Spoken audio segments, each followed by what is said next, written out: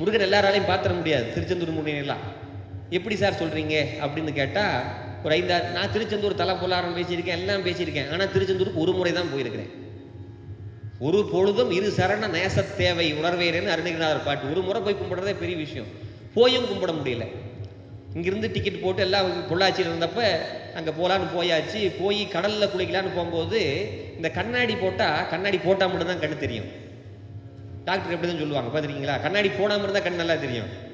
போட்டிங்கன்னா போட்டால் மட்டும்தான் தெரியும். குளிக்கிற நேரத்தை தவிர தூங்குற நேரத்தை தவிர போட்டிருக்கணும்பாங்க. நான் கடலில் குளிக்கும் போது கண்ணாடி போயிடுச்சு. கண்ணாடி பிடிக்க போகலான்னு பார்த்தா பெரிய அலை. நமக்கு கண்ணாடி முக்கியமாக உயிர் நாடி முக்கியமானு பார்த்தேன். உயிர் தான் முக்கியம், விட்டுட்டேன். அங்கே போய் பார்த்தா சாமியினுடைய விளக்கு தெரியுதே, சாமி தெரியலை.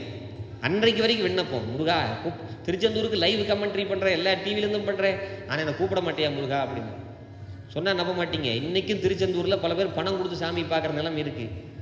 நம்ம பேசாத எல்லாம் பிறவாத வேலைங்கிற மாதிரி முருகனை தினம் பேசிக்கிட்டு இருக்கேன். அந்த பூஜையெல்லாம் பண்ணுறோம்.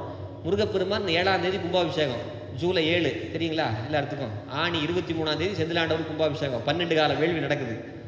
அறநிலையத்துறையிலிருந்து முதல் கால வேள்வி தொடங்குற அன்னைக்கு என்னை சொற்பொழிவு பண்ணுங்கன்னு அழைப்புதலில் பேர் போட்டு பணம் கொடுத்து முருகப்பெருமான் கூப்பிடுறாரு. இது எதுக்கு?